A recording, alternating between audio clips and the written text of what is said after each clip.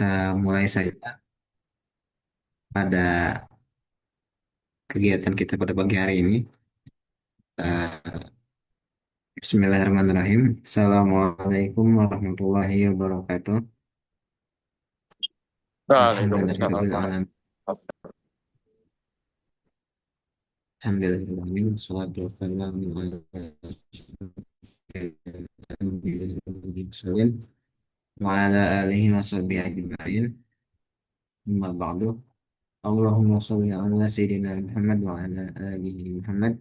Nah, kenikmatan iman, kenikmatan hidup, sehingga pada pagi hari ini kita bisa bermuajah berkumpul secara online untuk tentunya melanjutkan kegiatan rutinan kita, daras dari buku The Art of Reading yang sebagaimana telah disampaikan di grup ya. Pada kesempatan kali ini kita masuk ke pembahasan yang baru, yaitu shared inquiry. Mungkin akan kita juga sudah membaca dan melihatnya dan mempersiapkan apa yang akan nanti kita lalui selama 1,5 jam ke depan. Untuk lebih agar kegiatan kita tentunya mendapatkan keberkahan, rahmat dan ridha Allah. Marilah kita buka kegiatan pada pagi hari ini dengan membaca basmalah bersama-sama. Bismillahirrahmanirrahim.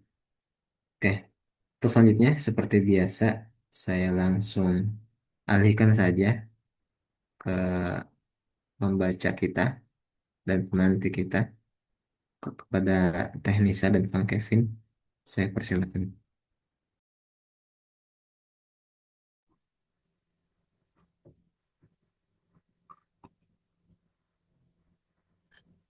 Langsung Kang.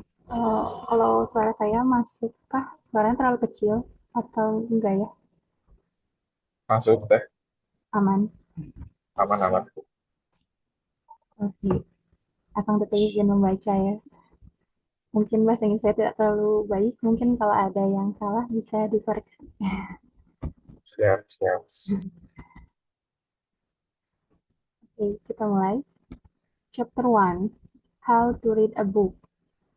A general outline. Primary results. How to read a book is a classic guide to intelligent reading, 1972, by Mortimer G. Adler and Charles Van Doren. Major question. First, how do we read a book intelligently? 1. What is reading? 2. What is the art of reading? 3. What is understanding? 4. What is a good book worth reading? 5. Who is a reader? Who is this art of reading made for? Minor questions. First, what is reading? A. Definition. General, a kind of learning activity which deals with text. Detail, a kind of activity of acquiring knowledge or understanding for meaningful written forms or symbols. B. Nature of reading. Interrelated concepts. 1. Reading is an activity involving different degrees of activeness. 2. The definition of active intelligent reading or reader. See how to be a demanding reader. 3. Active versus passive readers. 4. An active reader is performing skills or of reading and active practice. 5. Reading as an activity of knowledge acquisition. 6. Reading is a part or tool of learning. 7. Reading is a complex activity consisting in a large number of separate acts. 8. Two main types of learnings, by discovery and by instruction. 9. Two types of discovery, aided by instruction and unaided discovery. 10. Two types of teachers. 11. Learning and education. 12. Reading and lifelong learning. C. Some main factors which contribute to success of reading. The reader's success in reading is determined by the extent to which he or she receives everything the writer intends to communicate. These following are the same factors that contribute to that success. 4 internal factors. A. Mastery in the art of reading. B. Discipline and continuous practice. C. Horizon of understanding. D. The personal aid. External factor. A. Daily routine, life and living. Time management is a key. B. Mental stability. The reader must be attentive to their present mental state. This does not refer to mental disorder, but to the natural shift of mood and energy that occur in daily life. At times, it is necessary to pause between two activities that stir different emotions before reading. Likewise, readers should pick books appropriate to their condition, so that the act of reading becomes fruitful rather than burdensome. C. Pre-recording activities.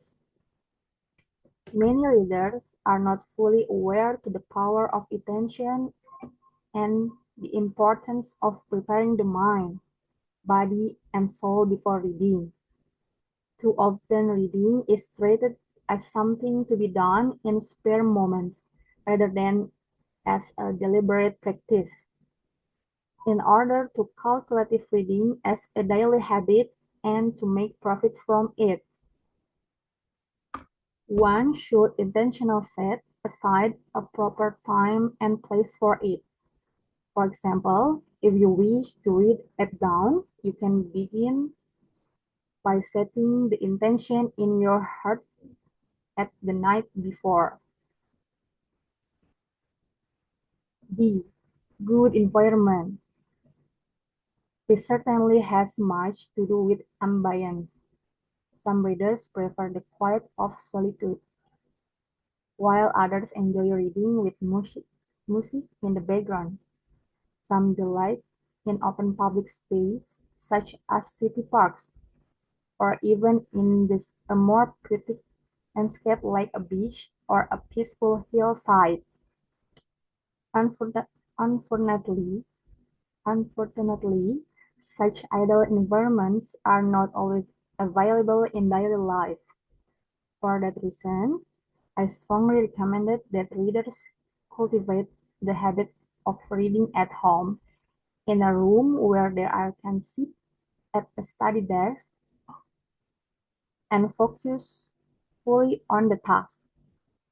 Room's lighting should be carefully considered, neither too bright nor too dim, with a soft white line being the most.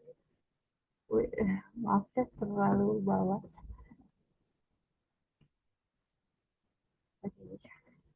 A. Social setting. We must recognize that education always takes place within a social context. It inevitably involves other minds. Our very ability to read was first formed through instruction. No one learns to read without the guidance of parents or teachers. In this sense, teachers and peer readers play a crucial role in nurturing the social setting that strengthens our reading capacity. Thus, one solitary conversation, the inner dialogue we conduct while reading, must be complemented by social conversation, where readers can cross-check ideas and interpretations. When peer when peers reading the same books, this dialogue deepens into textual verification, ensuring that one's understanding is not only personality meaning as a personal opinion, but also textual, accurate, and logically sound. Important note: there are many other things that may be regarded as external factors, which is why such factors are always conditional and relative to each individual. The four internal factors, however, are far more essential, while the absence or imperfect of external factors can often be tolerated. No one can truly develop their reading ability if even one of the internal factors is lacking. D. Three dimensions of reading.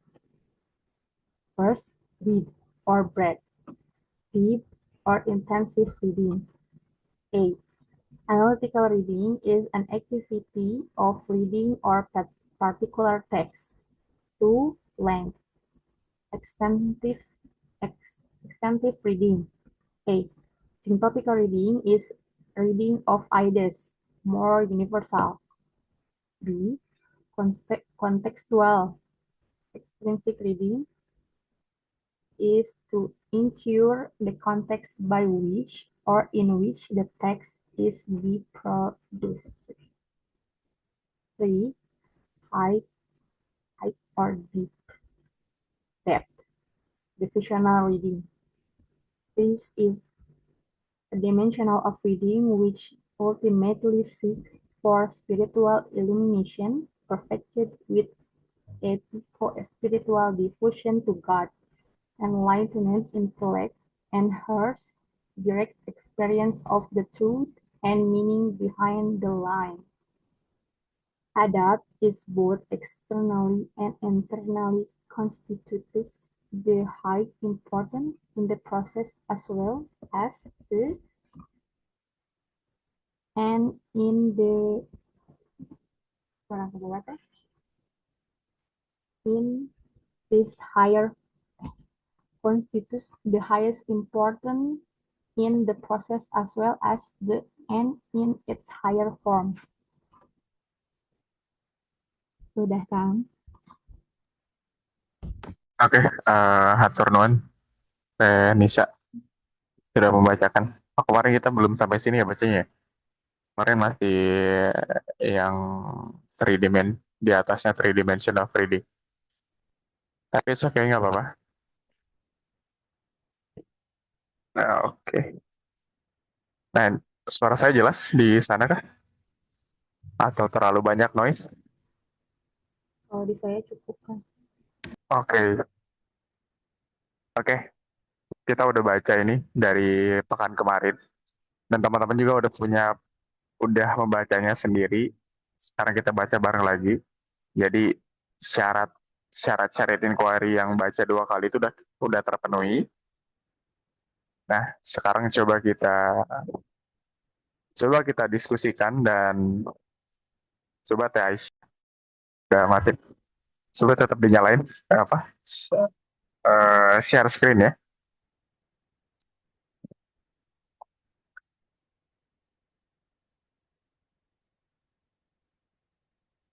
Nah, dari teman-teman di sini kalau misalkan yang tadi yang definisi membaca dari yang udah dibaca, kira-kira punya pandangan lain yang pernah didapatkan di tempat lain?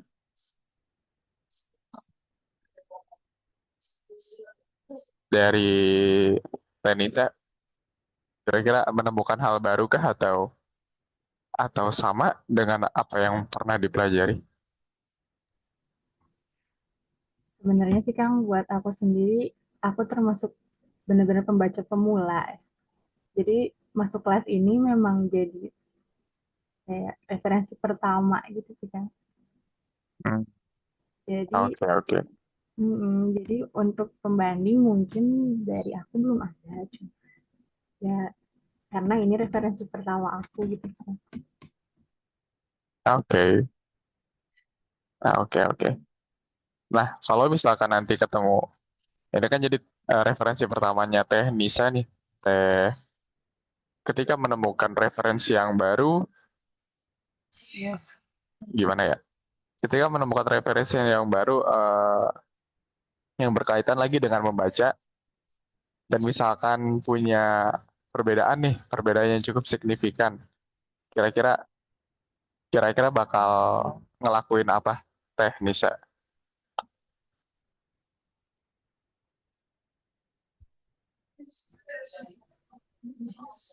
Kalau dari aku mungkin kayaknya compare sih Kang, yang paling eh, cocok buat aku ya. Oke, oke. Eh, Makasih.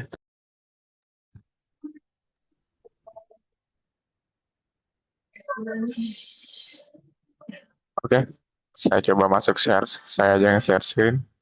Tapi karena saya share screen.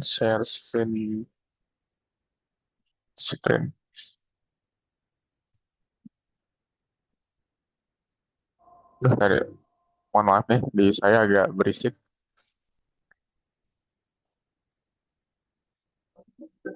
Nah, nah kita masuk ke bagian the nature of reading. Ini yang paling enak nih buat di otak-atik. Ini udah kelihatan ya, share saya? Gitu Kang. Oke. Lain kita beralih ke siapa di sini? Dari Kang Roni. Dari Kang Roni kira-kira dari hakikat dalam membaca nih, apa yang benar-benar apa yang benar-benar hakikat dalam apa ya? Bagi Kang Roni sendiri yang benar-benar jadi hakikatnya membaca atau nature of reading itu dari 1 sampai 11 ini, 1 sampai 12 ini yang mana, Kang Roni?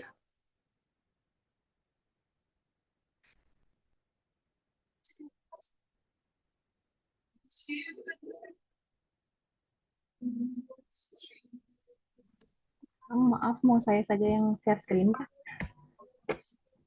di Mungkin atas. sama Boleh. sama saya juga bisa share screen ini baru kebuka filenya. Oke. Baru dikasih ini kan, baru dikasih akses ya. Ya, ntar. Saya pengen apa? Sus- Nandain.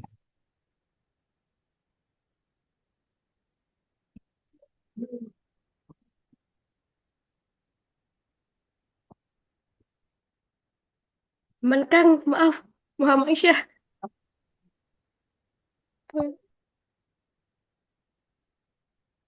Atau dari, nah tadi sambil dijawab dulu pertanyaannya Kang Roni. Kira-kira dari 1 sampai 12 yang menurut Kang Roni jadi Ya, benar-benar nature of reading itu yang nomor berapa? Atau punya punya ide lain selain dari 12 itu? nomor 7 sih kan saya. Kompleks Nomor 7. activity. Membaca adalah aktivitas yang kompleks. Mana tadi? Sorry, sorry.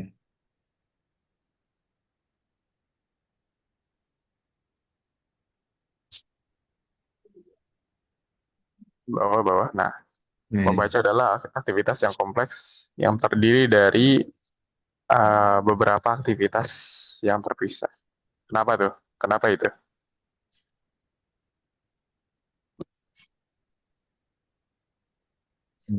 Menurut saya karena membaca kan, dalam membaca sebuah buku ya, kita Hmm. ibaratnya sudah mempunyai ide di belakang kita dalam memenuhi satu konsep. Jadi kalau ya ibaratnya kita membaca sebuah buku, kita sudah membawa dalam alam pikiran kita gitu apa yang kita yakini, sehingga ya mempengaruhi interpretasi kita terhadap teks di situ buku itu. Jadi yang maksud saya kompak di sini mungkin ya itu tadi gitu kan, seperti itu. Nah, oke oke. Jadi artinya membawa membawa pengetahuan atau pengalaman yang sudah didapat sebelumnya dalam menghadapi teks baru gitu ya. Ya, Oke oke. Nice. eh Kalau kita menghadapi teks baru yang cukup tinggi misalkan, terus kita nggak punya pengalaman, nggak kita punya tapi sedikit pengalaman atau pengetahuan yang apa ya, yang kiranya itu bisa bisa face to face sama teks baru yang tinggi itu, kira-kira nih apa yang bakal terjadi di di dalam diri kita gitu, secara secara misalkan bacanya gimana, dari psikologinya gimana gitu. Kira-kira bisa bisa dielaborasikan ke sana nggak? Siapa? Kang Roni. nah bisa jadi ada misinterpretasi atau mungkin entah itu, kalau kita ambil istilah hadis itu kan ada apa sih, takdil dan jarah gitu. Jadi ditolak atau dipuji, dicela atau dipuji gitu. Mungkin bisa jadi kalau memang ketika eh, tadi kita belum nyampe, ada misinterpretasi sehingga kita eh, terjadi penolakan dari teks yang kita baca gitu. Mungkin seperti Hmm. itu gitu. Kalau ambil contoh, karena kenapa saya bisa berkesimpulan seperti itu, ngelihat yang kemarin di share di itu, di grup gitu, ada salah seorang yang mencoba mengkritisi teks eh, seseorang itu, kemudian juga dibantah oleh muridnya langsung. Itu Hmm. saya melihat kayaknya sih memang seperti itu gitu, begitu. Ya, sip sip. Makasih banyak Kang Roni. Nah itu ya, itu ya kemarin kita lihat contoh, karena ya baik lagi ya, untuk memahami sesuatu tuh kita perlu punya, ya karena kita harus memahami diri kita sendiri gitu. Kita kita punya sifat dasar bawaan ya, nafsu bawaan. Ada yang kudus tuh, nafsu an-natikoh, ada yang hayawaniyah tuh, ada yang hewaniyah. Jadi sifat arogan tuh masih memang ada dalam diri kita gitu. Kalau kita nggak tuntun itu dengan ilmu, ya maka yang hayawaniyah itu yang arogan, yang dominan gitu. Nah, jadi sebenarnya membahas hakikat manusia itu penting juga.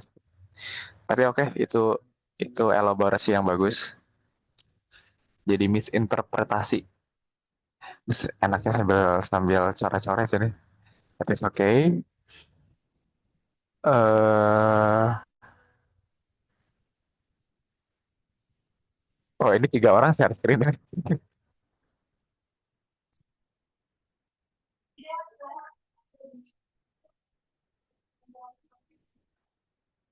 Oke, sekarang coba kita lanjut nih. Di bagian tadi misinterpretasi. Kira-kira ada yang bisa ada penyebab lain nggak kalau misinterpretasi itu bisa terjadi, tapi bukan karena kekurangan pengetahuan. Jadi ada penyebab lainkah dari salah tafsir itu selain dari kurangnya pengetahuan tentang ilmu itu? Ada yang mau ada yang mau jawab?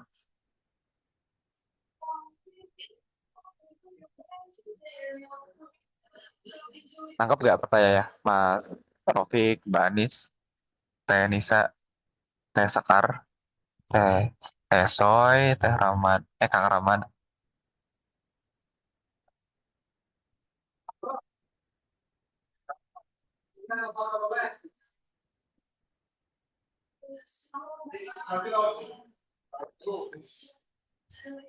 Eh, Nangkep gak kira-kira pertanyaannya? Ketangkap sih Teh Kang. Nisa nangkep gak? Nah, kira-kira ada possibility yang lain gak dari salah tafsir itu selain dari kurangnya pengetahuan tentang teks itu? Kalau tadi merujuk apa yang Kang Kevin bilang ada arogansi, eh, mungkin saya juga masih bingung sih arogansi semacam apa gitu yang sekiranya bisa menimbulkan mis tafsir gitu. Apakah ibarat kalau bisa dibilang kayak guru-guru kita tuh membaca dan membawa worldview sebelumnya gitu. Ya, apakah demikian itu Kang? Ini malah saya nanya balik ya. Arogansi. Aman-aman. Siap. Itu sebenarnya itu yang lebih aman sih. Kalau kita belum tahu, kita kita clearin dulu tuh. Kita dudukan dulu masalahnya. Kita klarifikasi dulu. Ah, berkaitan yang arogansi, arogansi kan sebenarnya arogansi itu muncul ketika orang itu masih belum tahu terlalu banyak. Jadi masih punya apa namanya? Masih punya sifat nggak mau ditundukkan gitu, nggak mau tunduk dalam dalam satu misalkan dalam satu disiplin ilmu gitu yang harus dia runtut. Nah, orang-orang yang biasanya arogansi itu mah ya masih baru-baru dalam dalam apa ya? Dalam menyelam keilmuan itu. Karena dia masih lagi ya dominan sama nafsu al hayawaniyahnya. Itu yang dimaksud dengan arogansi. Kebanyakan gitu sih kan, sombong itu kan karena merasa kalau kita lebih tahu, padahal nggak ada isinya, sama ya karena belum belajar. Karena dia belum tahu ya, dia belum ada isinya, belum belajar.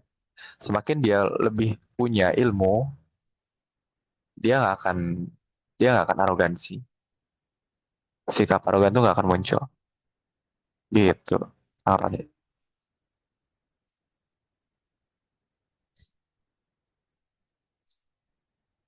Ah, itu menjawab nggak? Arahnya.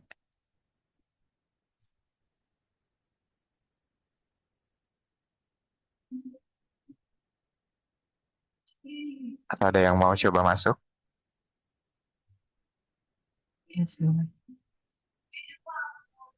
Boleh diulang nggak pertanyaannya? Tadi. Tanyanya, kira-kira tadi kan ada kita tadi kan di nomor 7 nih. Kalau misalkan Mm-mm. membaca itu adalah hal yang kompleks. Terus tadi Kang Roni itu kasih satu contoh. Ada misalkan misinterpretasi, salah tafsir. Karena kurangnya ilmu, karena kurangnya pengetahuan. Pertanyaannya, kira-kira ada sebab lainkah dari salah tafsir itu selain dari kurangnya pengetahuan? Hmm. Kalau salah tafsir selain kurang, kalau dibilang selain sih mungkin nggak begitu selain. Gimana maksudnya? Jadi eh mungkin aku coba jawabnya lebih spesifiknya ya. Kurang ilmunya itu di mana gitu. Karena kan kurang ilmu tuh bukan cuma soal nggak tahu gitu ya. Tapi jangan-jangan memang nggak sadar kalau dia nggak tahu. Itu sama aja nggak tahu ya. Tapi gini, eh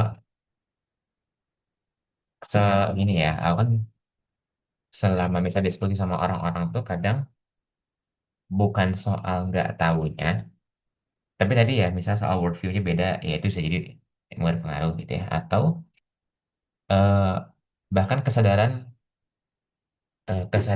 bahwa ada apa ya, hal ini tuh juga punya punya pemahaman lain gitu. Misal gini, paling ini deh paling paling yang coba aku contohin, misal eh, ketika kita ngomongin hukum sesuatu gitu ya. Nah, orang-orang tertentu mungkin akan langsung mengangkat satu dasar, terus udah gitu ya. Menganggap bahwa di itu doang yang jadi satu-satunya dasar yang berlaku gitu. Sedangkan kan kadang satu hukum Islam tuh bisa jadi banyak ini ya, banyak sumber, banyak pilihan gitu ya. Ya, walaupun nggak semuanya punya banyak pilihan ya, tapi ada hal-hal eh, yang harus yang mungkin hakikatnya itu banyak banyak pilihannya atau banyak kehilafannya, tapi orang yang ini nggak merasa ada itu atau nggak tahu bahwa ada itu sehingga eh, akhirnya ya salah ya misinterpretasi itu sendiri gitu ya. Itu sebenarnya masih berkaitan sama kurang ilmu dan arogansi juga ya gitu. Gitu. Eh, nah Oke, itulah oke. itu mungkin kurang lebih. Siap. Oke nih. Terima kasih, Mas Rofik. Eh, Tadi ya jahil, di kaidah Arab tuh ada namanya jahil wasit, jahil murakkab. Jahil wasit itu masih sadar dia kalau dia itu nggak tahu. Tapi jahil murakkab itu, nah itu, ini yang punya sifat arogan tuh. Dia nggak tahu kalau dia tidak tahu bahwa dirinya tidak tahu. Beda bahasa atau mungkin maknai bahasa itu. Nah, ini menarik banget semua. Bahasa, bahasa itu, bahasa kan beda-beda nih. Nah, kita masuk ke bahasa. Kira-kira nih, faktor bahasa nih. Anggap orang itu tahu nih, tapi menggunakan medium bahasa yang berbeda. Kira-kira bisa menyebabkan misinterpretasi kah? Nah, kalau iya, kenapa?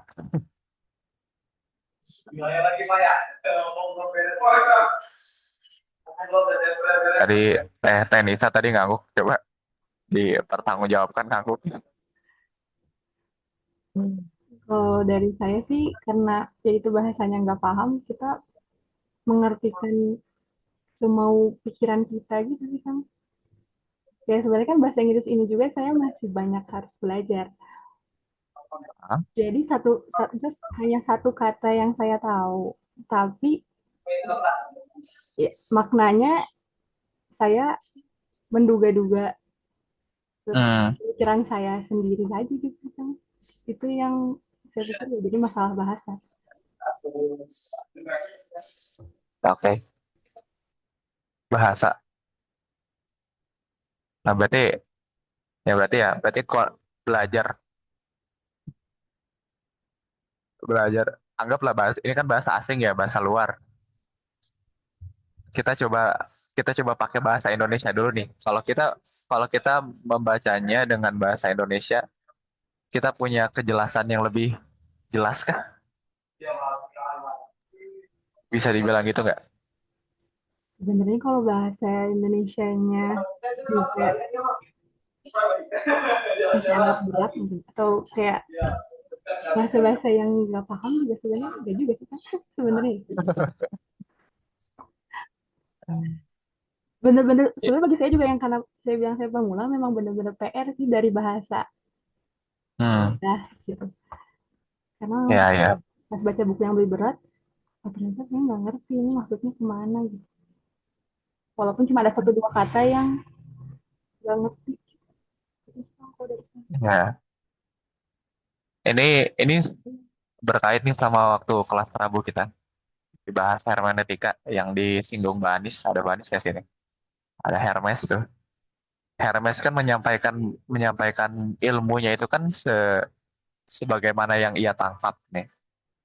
Dan bahasa pun punya andil di sana karena bahasa itu jadi medium medium tersalurkannya ilmu. Jadi akan ada dua, nantinya akan ada dua kejadian nih. Si penyampainya itu punya, kalau dia punya kemampuan bahasa yang baik, ya selesai itu di sana. Tinggal kita harus nyelesain lagi si penerimanya nih. Misalkan si pendengarnya, apakah dia punya kemampuan bahasa yang baik juga atau enggak. Lalu bahasa juga enggak selesai sampai di sana. Dia punya punya coba coba kita uh, tilik sejarah nih. Kira-kira bahasa asalnya Indonesia ini dia punya asal dari mana nih? Dia punya campuran bahasa dari apakah gitu. Ada yang bisa ini nggak? Di sini ada anak sastra nggak ya? Sastra Indo atau sastra Inggris atau sastra Rusia yang tapi kita ini deh bahasa Indonesia itu punya punya asal kata, punya asal bahasa itu dari mana aja.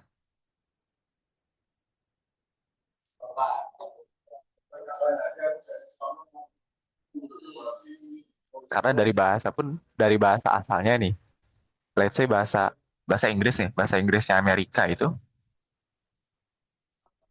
dia punya pengaruh dari bahasa Latin. Maka word view-nya Latin tuh akan terbawa juga dalam bahasa Inggris yang sekarang. Begitu juga dengan bahasa Indonesia nih. Kita kita harus tahu nih bahasa Indonesia itu punya punya punya mula dari mana. Bahasa Melayu, ada bahasa Melayu, bahasa Indonesia kan bahasa kan baru baru baru di baru dikukuhkan bahasa Indonesia kan dari tahun 1928 tuh ya, waktu Sumpah Pemuda tuh. Bahasa Indonesia sebagai bahasa resminya bangsa Indonesia. Bahasa Indonesia itu punya akar kata dari mana aja, gitu.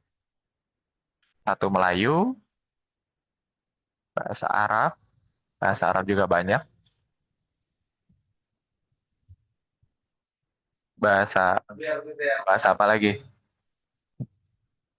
Ada bahasa daerah nggak yang diserap jadi bahasa formal Indonesia?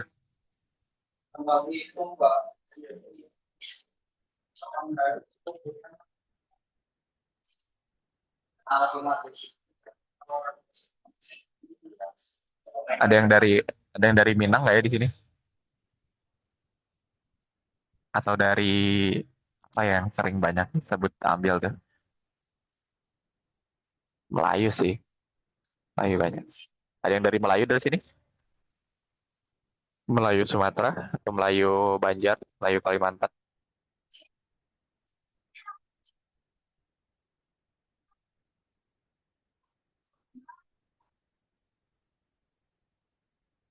Atau dari ada yang bisa kasih contoh nggak bahasa serapan? Kalau nggak tadi deh yang udah jelas. Bahasa bahasa Arab yang di bahasa Indonesia kan dan itu diformalkan itu apa tuh? Mas Rafiq. Bahasa Arab. Ya, Waktu, waktu. terus hikmah, terus angkasa, itu ada di ayat Quran juga kalau nggak salah. Itu kursi juga ya kata Tesla ya. Hmm. Kursi. Waktu. Iya, waktu ya. Waktu punya mirip banget sih waktu. Terus tadi hikmah. Hikmah di Indonesia jadi apa tuh? Punya punya makna apa tuh? Eh, aduh, apa ya? Hikmah tuh kayak hasil pemaknaan kali ya, paling pendekatannya. Nih ya, hikmah. Kebijaksanaan ya. Wisdom. Ya wisdom. Hmm. Kursi. Kursi. Kursi itu bahasa Arab ya, kursi. Tadi angkasa. Angkasa gimana tuh? Angkasa tuh ah, ntar, aku lupa deh. Kan kalau bahasa Indonesia angkasa tuh langit ya. Nah, cuman di Quran Iya. juga, tapi aku lupa dia kalau di Quran tuh artinya apa angkasa tuh. Eh, langit kan apa tuh? Samawati ya. Kalau di Kalau bahasa Arab, ya sama itu lah. Arab. Langit.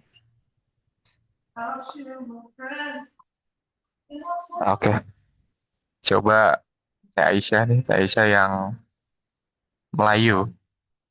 Apa contoh bahasa Melayu yang diserap ke bahasa Indonesia?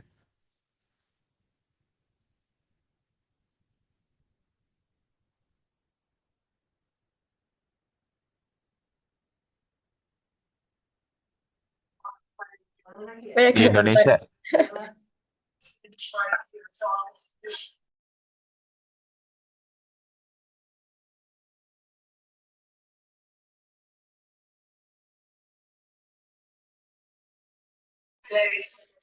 Atau ada contoh lain? Teh Teh Nita tuh dari Sunda. Iya, Kang. Bahasa Sunda ada nggak ya yang diformalkan jadi bahasa Indonesia?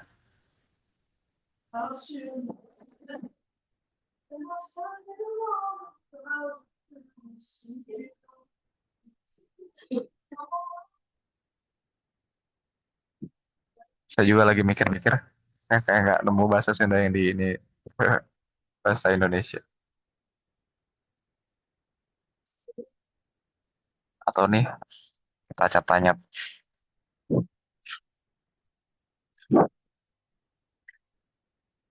seblak bahasa Sunda. Aku udah dari KBBI. Oh iya kah? Kita coba cek. Seblak. Makanan yang terbuat dari kerupuk mentah yang sudah direndam sampai kenyal. Biasanya disebut dengan bakso, ceker. Bumbui dengan bawang merah, bawang putih, kencur, dan cabai.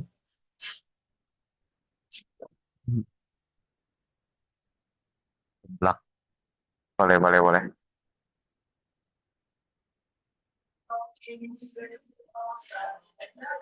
Tapi itu contoh-contoh juga. Tapi kalau bisa ini apa, kata kerja verba.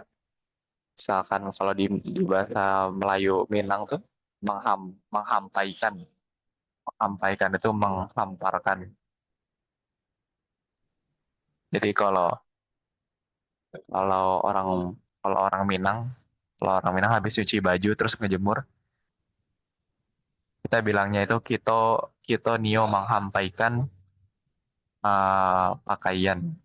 Kita mau menjemur pakaian. Menjemur, deng. Menghampaikan tuh menjemur. Menghampaikan. Terus apalagi ya, waktu itu aku chat sama orang Minang dan dia bilang kalau itu bahasanya bahasa Minang bukan bahasa Indonesia. Dan dia baru tahu kalau kalau itu udah masuk ke bahasa Indonesia juga. Minang. Oh, terpelanting. Terpelanting. Terpelanting itu serapan dari bahasa Minang yang awalnya tuh tapalatiang. Nah, itulah. Nah, dari sekian banyak bahasa yang jadi bahasa Indonesia tuh, yang dibakukan, katakanlah, eh, makna kata itu bisa berubah dengan bahasa itu sendiri kadang. Kayak misalkan, apa tadi, kayak misalkan, tadi ya, yang tadi contoh menghampaikan bisa jadi jemur, gitu ya. Bisa jadi jemur yang dari segi susunan kata pun beda tuh. Dari segi aku kira awalnya menghamparkan ya, menghampaikan tuh menghamparkan, tapi jadi menjemur gitu dengan pemaknaan yang sama gitu, menghampaikan itu menjemur. Nah gitu. Jadi ya memang ilmu mempelajari bahasa ya pengetahuan juga gitu. Memang balik lagi ke pengetahuan dan eh ya satu ya itu ya. Tapi yang mau aku bilang gitu, bahasa itu jadi mediumnya jadi medium dari makna itu sendiri, dari arti dari kata itu sendiri. Dan itu bisa jadi jalan tafsir gitu. Jadi itu jadi salah tafsir di bahasa itu sendiri. Nah, itu tadi masuk ke bahasa. Sekarang sekarang kalau misalkan eh, kalian pernah dengar ini nggak, kepandaian atau keahliannya bangsa-bangsa dahulu itu diungkapkan jadi tiga kata, tiga kalimat.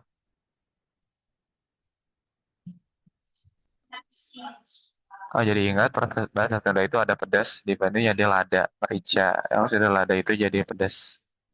Nah betul. Di Sumatera Barat juga kita nyebutnya lado. Pedas itu lado.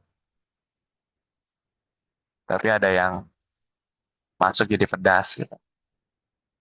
Nah kalau nggak ada penutur aslinya, kalau nggak ada penutur asli yang tetap hidup dan menjelaskan itu, semakin berubah katanya itu semakin beda itu. Semakin nggak ngerti orang-orang yang belakangan ada itu bahwa ini tuh artinya ini gitu. Nah itu anggaplah itu yang berkaitan dengan kata-kata biasa, misalkan pedas, seblak, menghampaikan, menjemur gitu. Gimana yang kalau kalau hal-hal itu tuh berkaitan dengan hal-hal fundamental gitu.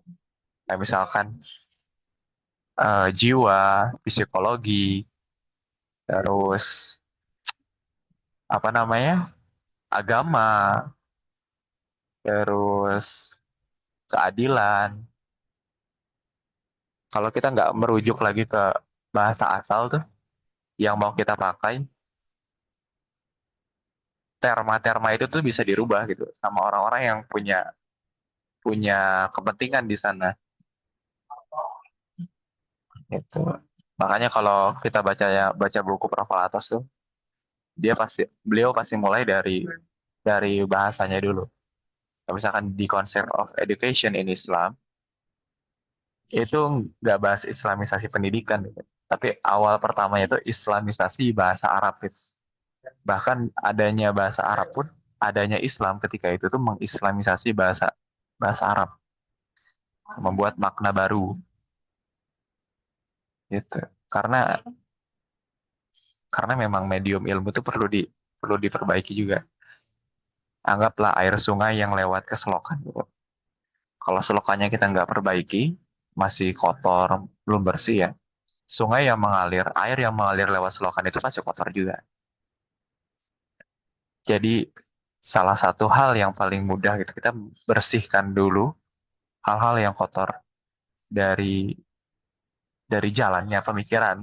Jalannya pemikiran lewat bahasa. Itu soal bahasa. Nah, sekarang lanjut.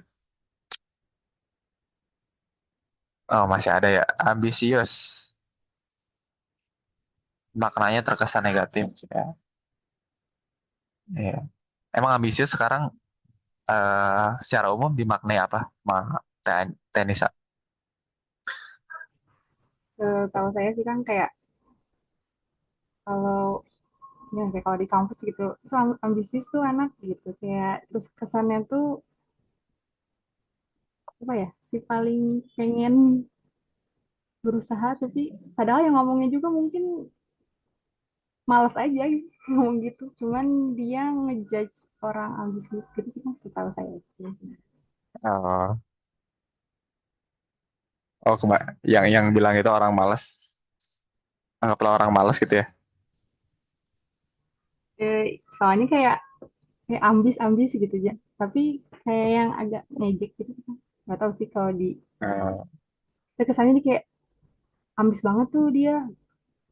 Nah, ambisnya tuh tapi lebih ke arah ya, ngejek gitu sih kan, setahu saya ambis-ambis itu bukan yang arah oh kita tuh harus ambis, memang harus all out gitu kalau belajar atau kalau dalam satu hal gitu, itu nggak ya kan oke oke.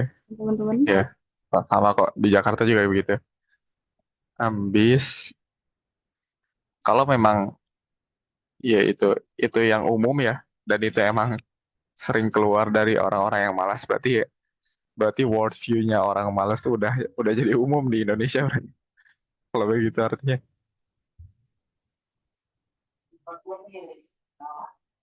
Nih, ya emang ini bahasan-bahasa tuh terus. Nanti lah kita coba anggap sekarang tuh tanggal 13, tanggal 13, 13, 20, 27.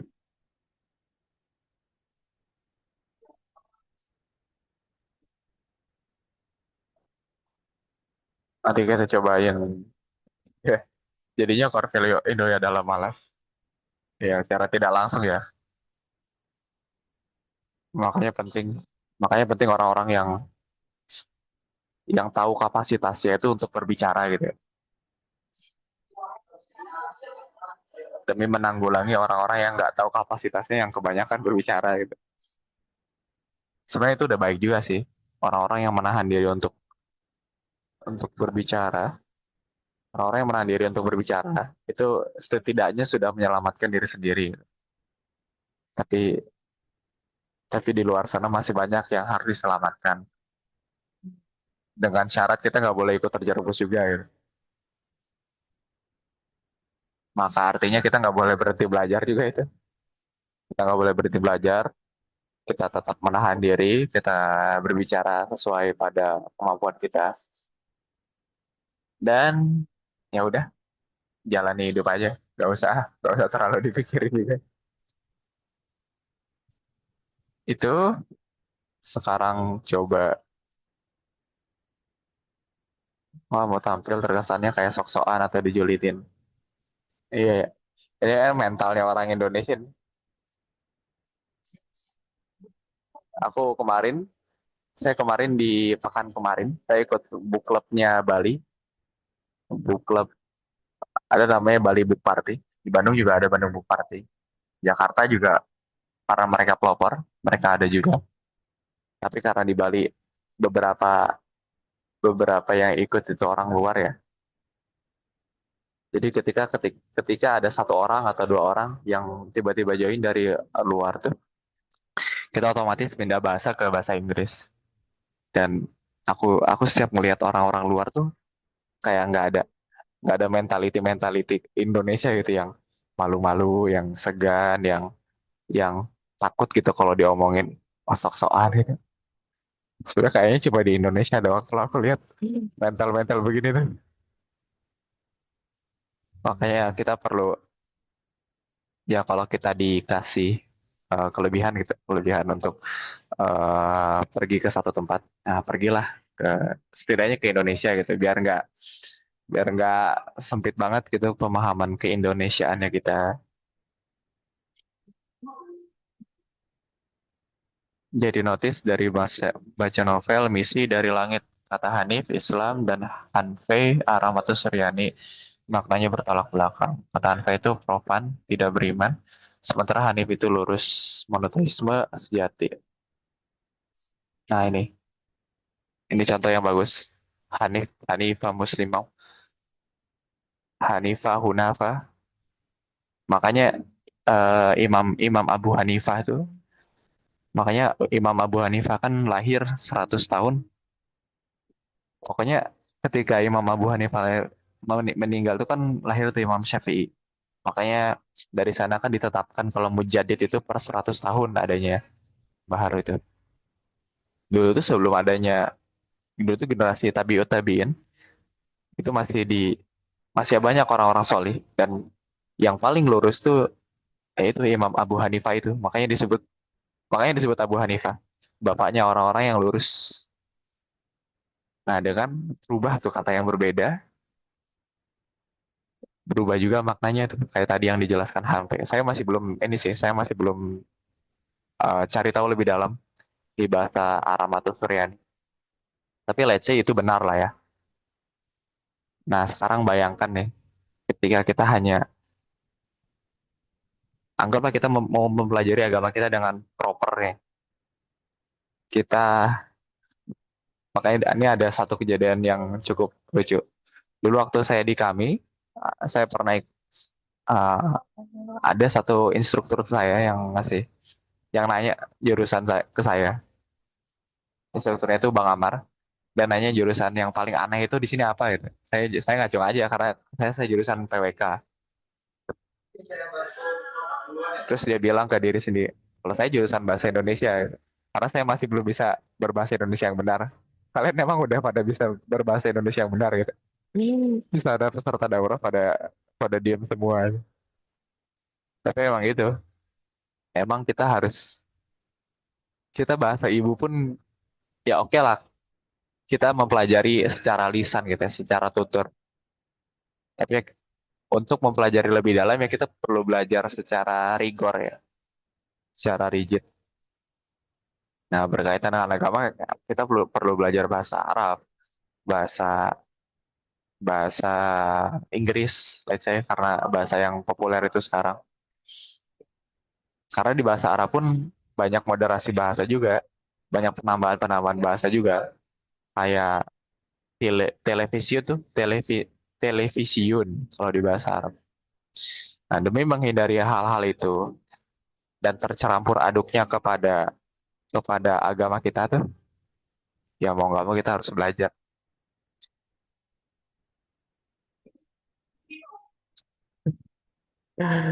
Nilai UN kadang gedean bahasa Indonesia, Inggris kalau bahasa Indonesia. UN itu SMP ya, SMP sama SMK yang SMP sama SMA yang ada bahasa Inggris ya.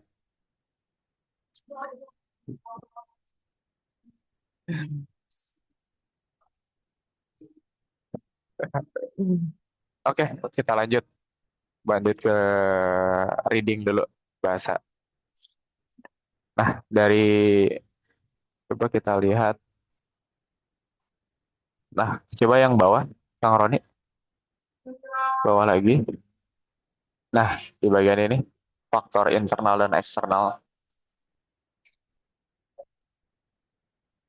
Kira-kira nih, ini preferensi pribadi ya, ada yang mau menyebutkan, misalkan, teh sekar itu lebih lebih nyaman untuk membaca di ruang yang tenang tanpa suara atau malah membaca di tempat yang ramai dengan background musik atau lainnya. Memungkinkan on mic kah, teh sekar?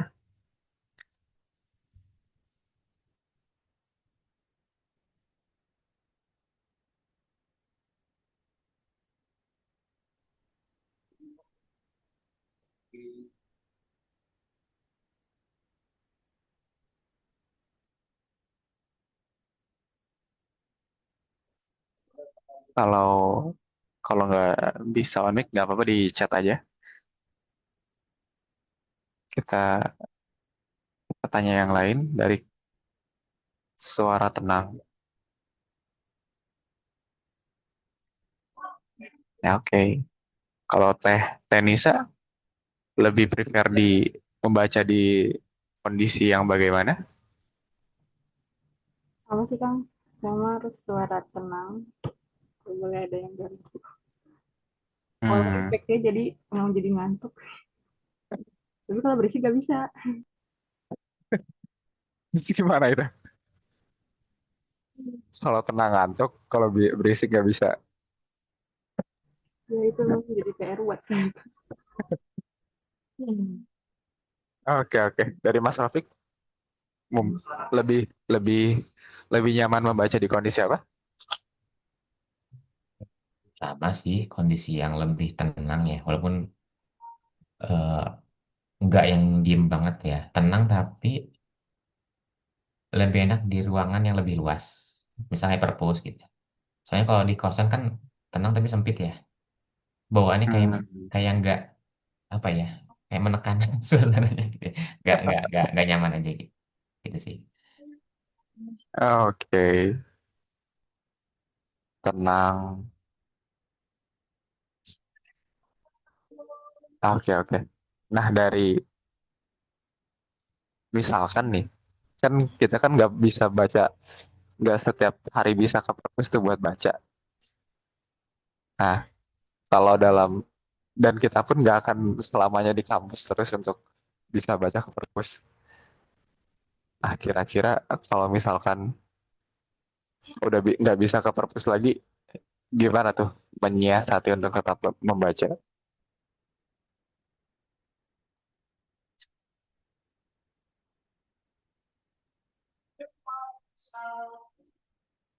Kalau aku sih ya jadinya seminimalnya ya tenangnya itu sih gitu ya, walaupun misalnya di kos sendiri gitu ya. Eh, dan ya mengurangi distraksi dari yang lain kan, tenang itu sebenarnya juga mengurangi distraksi ya. Kalau misalnya berisik berarti distraksinya banyak. Nah, kalau misalnya di kosan doang gitu ya, berarti nilai distraksinya juga lebih diturunin gitu. Misal HP-nya nggak buka HP gitu ya, atau eh, di jam-jam tertentu yang emang nggak perlu kemana-mana gitu sih. Gitu, biar Oke, dapat oke. minimalkan distraksi yang lain.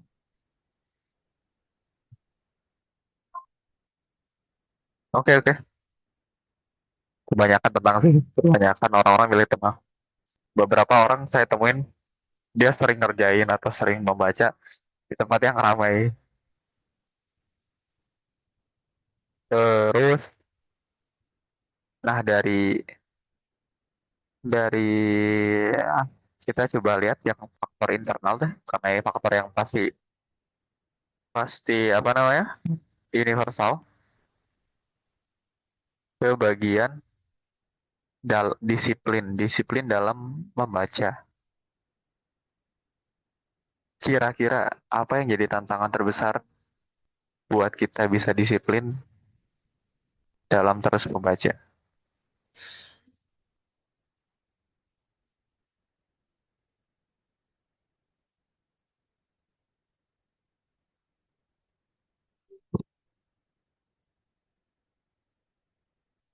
Dari siapa ya? Dari Teh Aisyah mungkin kalau bisa on mic.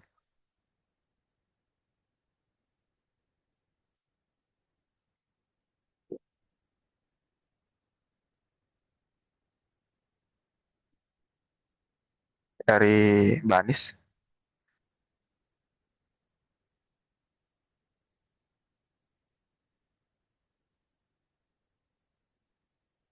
Kanisa, Kanisa kira-kira bisa ada tantangan tersendiri ya untuk disiplin dalam membaca atau sudah tidak mempunyai tantangan?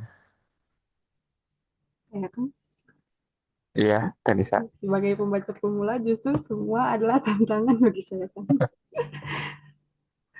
Bahkan untuk manajemen waktu sih iya bener.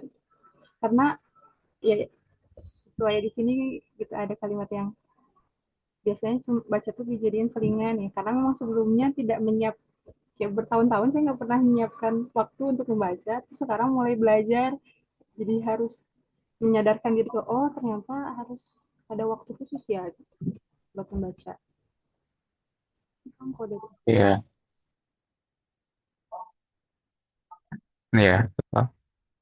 Ya setidaknya itu akan berhenti di kita lah, dan generasi setelah kita, anak-anak kita, cucu-cucu kita nggak perlu nggak perlu memulai dari apa yang kita mulai. Jadi kita bisa tanamkan tuh budaya itu. Memang memang yang disengaja memang perlu disengajakan buat buat jadi habit. Dan tadi ya manajemen waktu emang memang satu hal yang kita punya banyak PR. Atau bahkan orang-orang selain orang-orang Indonesia juga punya punya hal concern di situ sih. Kayak misalkan kita kalau kalau misalkan kerjain sesuatu, janji ke orang, kita bilang ya udah besok gitu. Itu kalau kalau kalau orang lain, kalau orang anggaplah orang Eropa, orang Prancis dulu, kebetulan di sini beberapa di Bali tuh beberapa klien kami itu orang-orang Prancis. Besoknya itu ya pasti besok gitu. Jam 10 itu loh. Selagi kita yang menjanjikan waktu, berarti kita yang harus bertanggung jawab kalau kita bilang itu. Sedangkan kita kita tuh bilang besok itu sama dengan ya udahlah lupakan aja. Nggak ada nggak ada apa? Nggak ada rigid pastinya itu kapan. Itu berkaitan sama manajemen waktu. Oke, makasih tadi Teh Nisa. Ya, nanti ya kapan-kapan. Nanti ya kapan-kapan tuh sebenarnya diterjemahkan. Ya, kapan aja itu mah, nggak usah ada pasti waktunya. Gitu, gitu sih kurang lebih. Nah, kira-kira ada yang mau ditanyakan dulu nggak dari pembacaan tadi atau dari diskusi syarat inquiry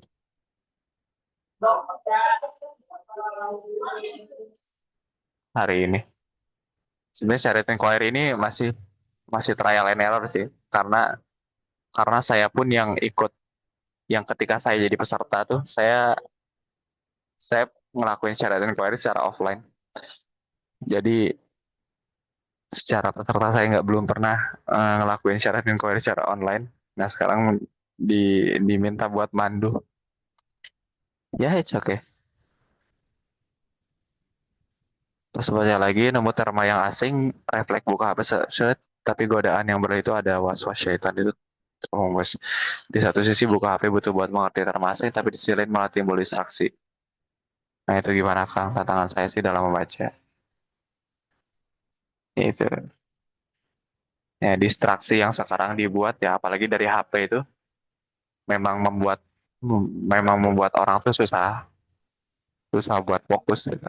Makanya saya selalu menyarankan orang-orang terdekat saya buat menjaga waktu screen time-nya. Karena mau sebaik apapun alasan penggunaan HP ya, itu emang baik gitu. Tapi gangguannya banyak juga gitu. Kecuali memang pakai fokus mode setiap hari ya, nah, itu oke. Dan ya saya juga masih pakai ini sih, masih pakai. Ya intinya kadang saya nyiasati itu saya nggak pernah nyalain data seluler atau wifi ketika saya nggak benar-benar butuh gitu. Misalkan dalam membaca, lagi baca buku bahasa Inggris atau buku bahasa Arab, ya saya matiin data, matiin matiin wifi gitu.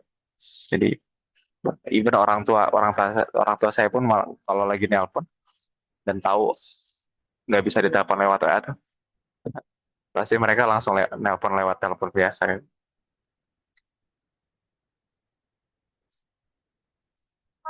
Nah, kalau pakai laptop atau kamus manual itu boleh. Itu juga, tapi ya kadang jadi agak PR ya kalau kita bawa kamus yang tebal. Tapi emang saya dapat nasihat dari satu mentor saya, Zak, Mas Uda Zaki namanya, Uda Zaki Sadi si Pisang.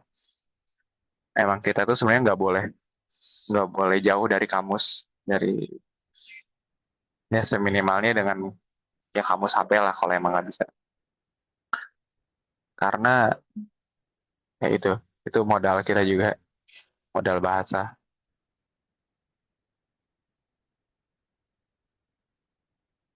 Oke, yang lain ada yang mau coba diskusi? Kita coba cukupkan sampai 7.30 ya.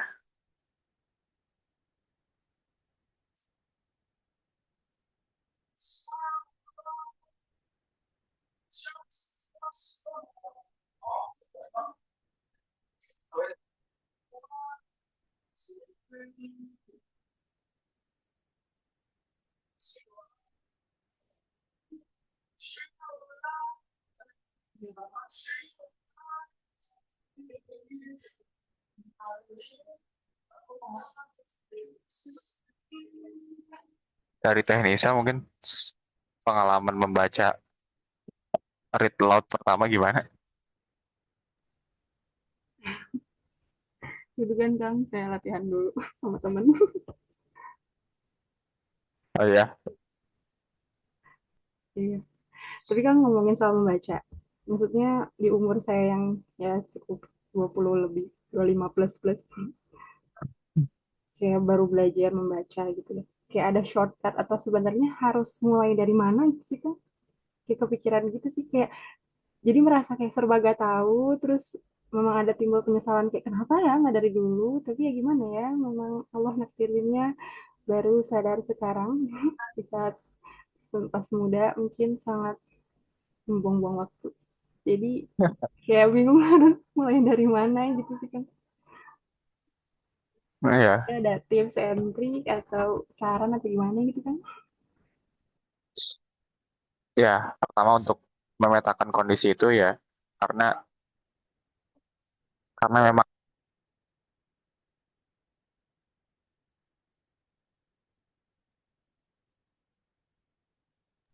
Suaranya putus-putus Kang.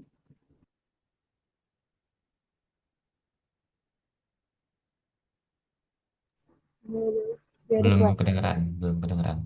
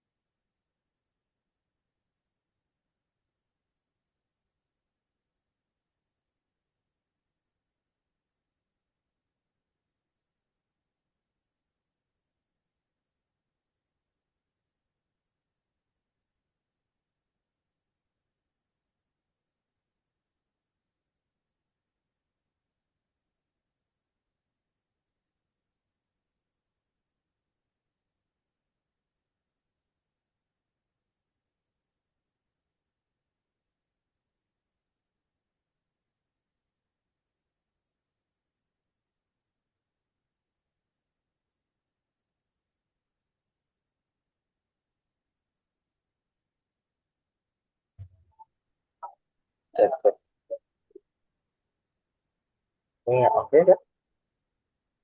Udah kedengeran. Oke. Jawab pertanyaannya Fer. Emang kita ya, saya juga ngerasain itu buat ini udah masuk empat abad dari kondisi kita begitu. Kalau kita mau melihat memang, memang satu ya udah di zaman sekarang, nah, zaman yang udah agak semrawut, ya kita nggak belajar ilmu secara itu, dan bahkan di keluarga kita sebagai benteng utama kita berdua, ya ya kurang mendukung dalam bentuk yang seperti ya pertama ya ini adalah kondisi kita karena ini yang terjadi berarti yang terbaik jika nyala kuliner selanjutnya cara yang paling mudah karena kita udah tahu kondisi kita yang begini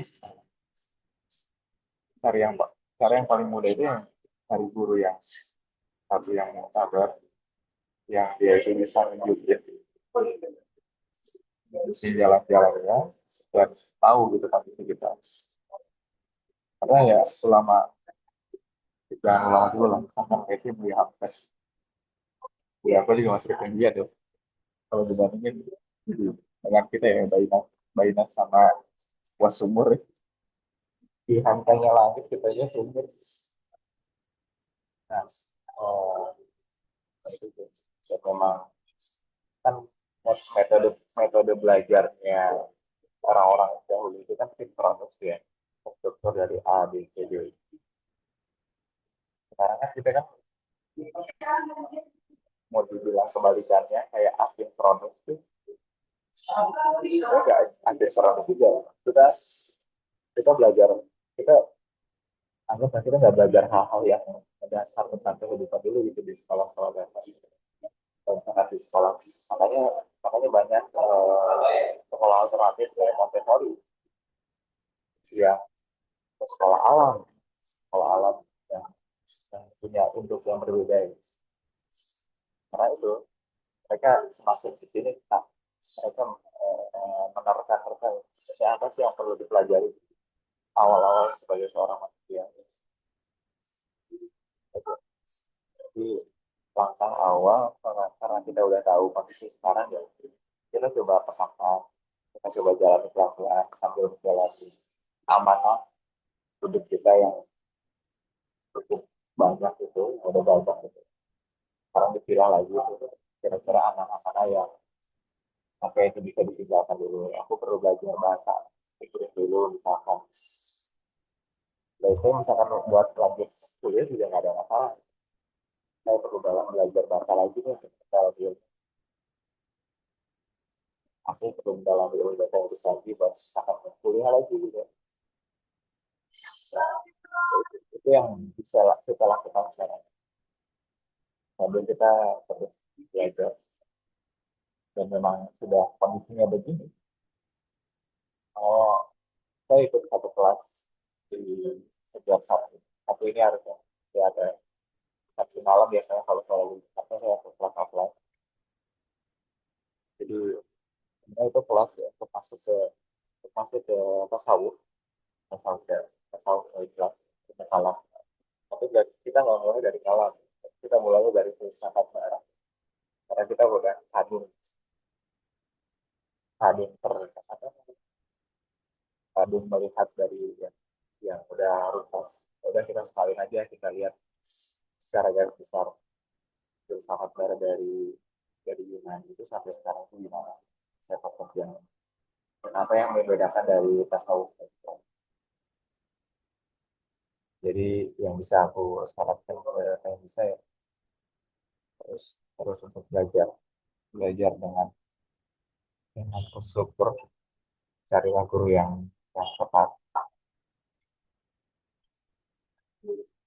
yang nanti akan ketemu sendiri kok yang tepat itu. Pasti dia itu memancarkan dan pancaran itu pasti dikenali oleh penuntut ilmu yang kalau kata Prof. itu yang ikhlas, yang sincerity dan truth menjujur. Dan itu selalu berdoa, selalu berdoa kepada Allah. Gitu. Ya, emang beginilah kondisi. Pun Buya Hamka lahir di zaman sekarang tuh kayaknya nggak bisa melahirkan karya-karya yang banyak gitu. Karena sudah begini ya zaman.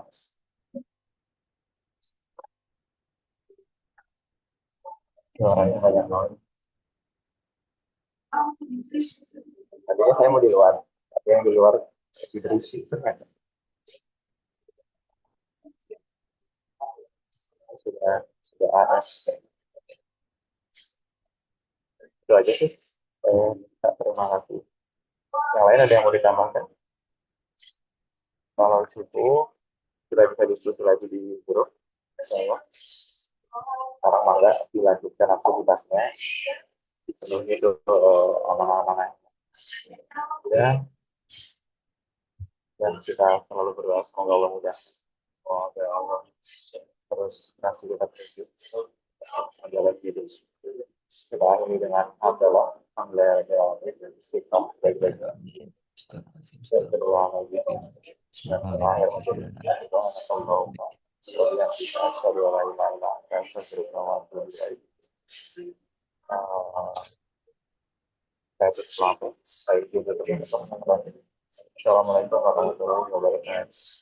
Waalaikumsalam warahmatullahi wabarakatuh. Dan atur nuhun dan yang bacakan yang lain. Terima kasih ya Kang Tete semua atas kesempatannya. Selamat malam.